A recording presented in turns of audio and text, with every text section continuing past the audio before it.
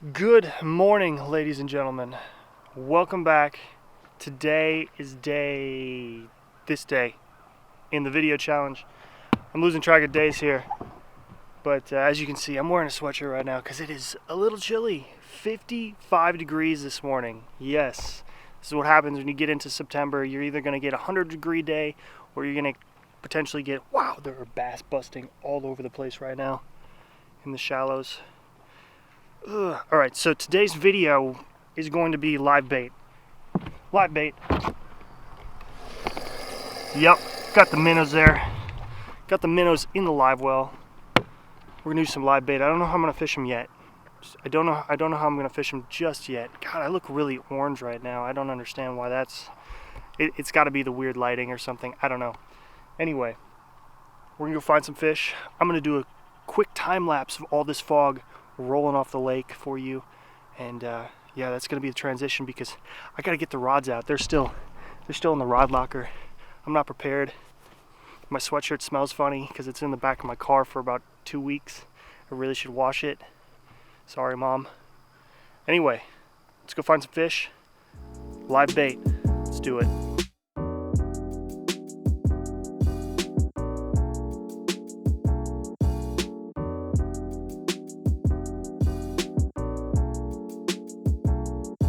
And today's video is actually going to be a great way to catch crappie pretty much year-round, but a lot of times in August, for whatever reason, these crappie don't like to hit jigs a whole lot.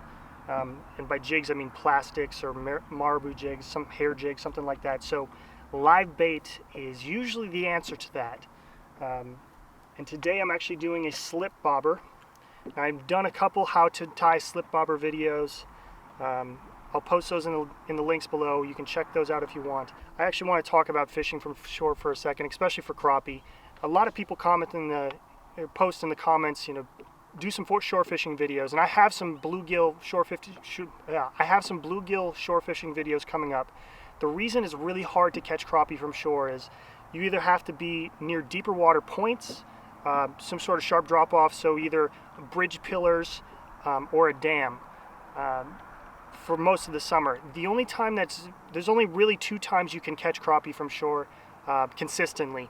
The best time is in the spring when they're spawning, they're pushed up in less than 5 feet of water. All you do is you take a spring bobber, you take a little jig or a live minnow or something, cast it out there. You can probably see the beds from shore. It's a fun way to catch fish. It's a great way to actually get the kids out if you have kids and you're interested in fishing. Alright, so I just wanted to clarify in this video what I meant by the 2 times to catch crappie. The best 2 times to catch crappie from shore are spring and fall. Spring because they're obviously spawning. Fall, the reason I said fall is they're going to push out to deeper ledges. However, if you guys remember the percentage triangles videos I've done, again, full credit goes to Seth Burrell. I'll link his page in the description below. You can check out more on that. But these crappie are going to move out to wintering basins, and a lot of times these wintering basins, these steeper drop-offs where they set up in the fall, are near points. And that's why you can, and these points are actually within castable distance from shore. So that's why fall is the second best time to catch crappie from shore. So a lot of these places you can cast to from shore, and live minnows is probably the best bet for catching crappie from shore, especially if you're dealing with kids. They're easy to hook up, and it's probably the best chance as far as kids not knowing how to work lures or jigs or something like that. Live minnows, they have a natural action because they're alive. I'd recommend using those first if you're bringing kids to shore fishing. So I'm going to take the boat out here and try to catch some crappie. Enjoy the rest of the video. But the second way is in the fall, and the reason I'm using a slip bobber today, these crappie are actually in deeper water, and I talked about getting your kids out fishing because ACC crappie sticks. Now this is an 8-foot ACC crappie sticks rod. This is the one I prefer when I'm casting a lot, but ACC crappie sticks has a 5-foot rod and a 5.5-foot dock shooting rod. Now, the 5.5-foot dock shooting rod is marketed as a dock shooting rod. I use it a lot for trout fishing when I'm fishing smaller streams, but it's also actually a great kind of kids rod when they get out of the stage of they don't want to do the push button spin cast anymore. They want to graduate to a spinning reel setup. That 5.5-foot rod is actually great to fish from shore with. It's compact, it won't get caught in trees and brush. You know, it's not this long 8-foot rod or a 7.5-foot. So those 2 rods, if you're if you're trying to get your kids out fishing, or you got friends who have kids and they want to get interested in it, I recommend those two rods. And the reason I'm fishing with a slip bobber today is because in the fall these crappie are out deeper, like I said, but the slip bobber allows you to set the bobber close to the hook. So what happens is, a lot of times, especially if you're dealing with small kids, these kids will reel up and they'll try to cast. And if you're fishing in, let's say, 5-6 feet of water and you have a fixed bobber set at 5 feet, they might get it caught on the shore. They're not tall enough to cast it. It just gets all over the place. It's a mess. So this slip bobber tactic, it allows them to reel down to right here. I'll be able to reel right to the bottom of that bobber or just above it. I've only got about a foot of line, okay? That foot of line is plenty it allows these kids, or if you're not as tall, I guess, or you're trying to cast in really tight cover, to still throw the bobber away from shore and fish deeper water. Okay, so that's really what I wanted to get into today. Fall fishing with live minnows, but I also want to talk about just getting new people into fishing who maybe want to fish from shore instead of the boat. I know I do a lot of boat videos because this is my baby, and of course, if I have a chance to get on the boat, I'm going to get on the boat. All right, so I just want to talk real quick. This is I know I'm kind of interrupting this video, but this is the dock shooting rod. This is a 5.5 footer. This is actually one I use a lot for trout fishing, tight streams. Some of these streams in Wisconsin are fairly narrow, about the size of like a 1-lane road, and 5.5 footers are great for that. But for kids especially, if they want to graduate to this spinning reel setup like this, I'm going to link both the 5-foot regular kids rod, which is the push button spin cast, and this 5.5 footer in the description. And to order it, you're going to go to accrappiesticks.com. You're going to click on which one you want, the 5.5 footer or the 5.5 foot rod. Or obviously I got a bunch more over here, 8 footers and 7.5 footers. But click on which one you want and then type in code FC10. You're going to get 10% off, okay? So type in code FC10 right before you click the checkout button. It'll take 10% off your order, and you'll get a great rod for your kid or get one for yourself. There you go. All right, let's get back to the video.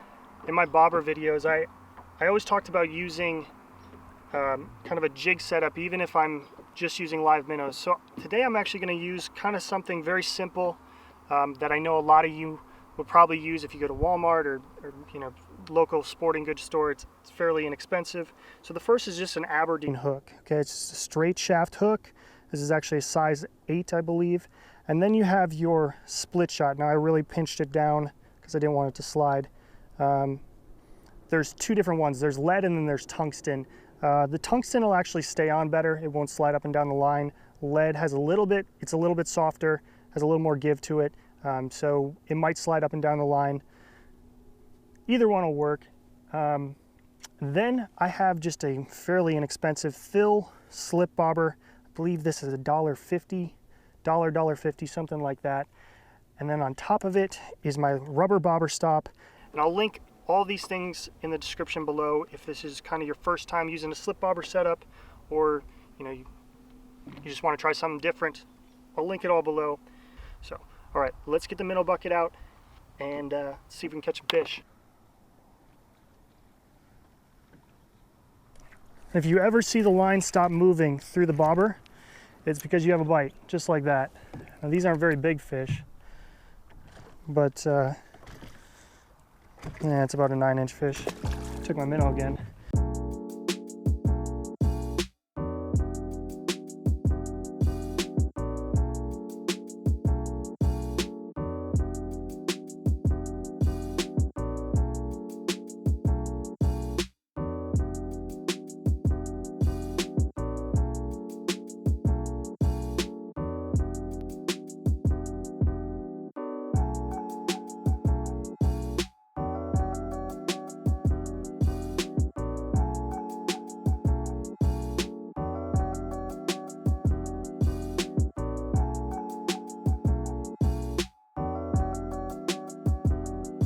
Well, not really the outcome we wanted here, but that is a slip bobber and minnow crappie rig. Oh, there he is. I don't think he's very big. No, not really. They're a little deeper today. He's only about a...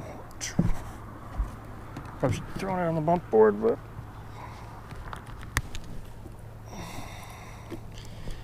yeah, he's about a 9 1/4. 9 1/4. There's a fish. There's a... Oh, well, he came off. I don't think he was very big. He was only like an 8-inch fish. There he is. Got him that time.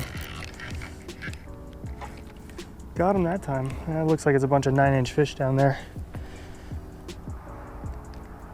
He's a little smaller, 8 1/2. It's all right. Fun to catch in the morning. So here's the brush pile, but there's some fish on the outer edge here. And these are some bigger class fish. You see these black lines? Oh, there's a small fish, but those ones up here, these blue and red, on this sonar unit, that means there's some decent sized fish. So it looks like they're a little higher in the water column.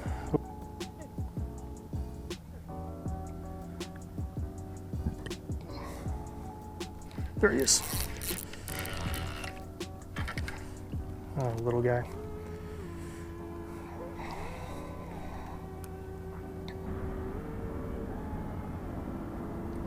There he is. There he is.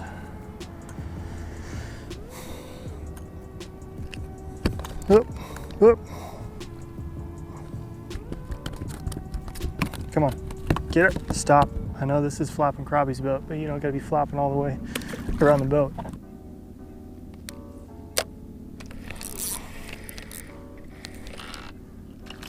White bass. White bass. Not what I want. Well, clearly not the best outing for me. I'm gonna try it again. I ran up against a time crunch. It's unfortunate, but it's a beautiful morning. Can't beat it. Early morning, fall, slip bobber crappie fishing with live minnows. Live minnows were pretty much key throughout the end of August for me, so coming into September now. Still sticking to them. Hopefully these water temps continue to drop. The oxygen levels kind of get mixed in and the bite really turns on so I don't keep catching dinks. Absolute dinks. Yeah, that's what I think of that. But if you appreciate the 30-day challenge, minimum of 1 video per day, if you appreciate that, please like and share the videos. And if you're not a subscriber, below the video, red subscribe button, click that and then click the bell. You got to click the bell to get notified every time I post one of these 30-day video challenges, or one of these videos for the 30-day challenge. Be sure to do that. Also, comment down below if you like the challenge setup, if you like the format, if you want to change anything. I always like hearing from you. All right, unfortunately, no big fish today. Some days are just not good, so we'll see ya.